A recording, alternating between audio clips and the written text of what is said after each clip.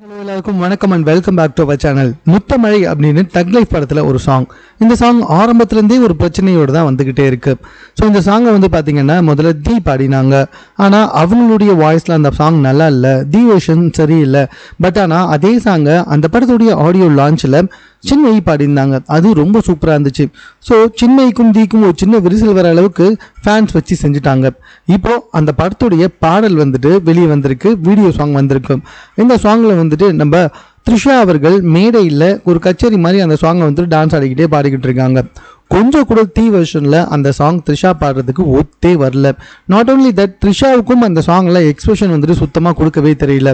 பாட்டுடைய வரிகள் வேற மாதிரி இருக்குது, த்ரிஷா கொடுக்குற எக்ஸ்பிரஷன் என்னன்னே புரியல. அது மட்டும் இல்லை, த்ரிஷாவுக்கும் அந்த வாய்ஸ்க்கும் கொஞ்சம் கூட செட்டே ஆகலை. ஸோ இதனாலேயே அந்த பாட்டை கழுவி ஊற்றி வந்துக்கிட்டு இருக்காங்க. அண்ட் ஒன் மோர் திங், இந்த பாடல் ஏற்கனவே தக் லைஃப் படத்தில் வெளியே வரல. ஸோ இந்த பாட்டை தக் லைஃப் படத்தில் வச்சிருந்தா கூட படம் கொஞ்சம் ஓடி இருக்கும் அப்படின்னு முன்னாடி எல்லாருமே சொல்லிக்கிட்டு இருந்தாங்க.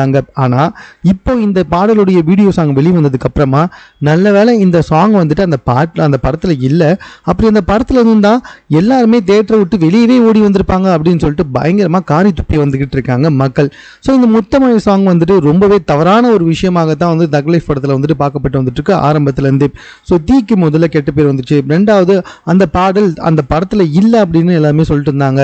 இப்போ நல்ல வேளை அந்த பாடல் இல்லை அப்படின்னு சொல்லிட்டாங்க.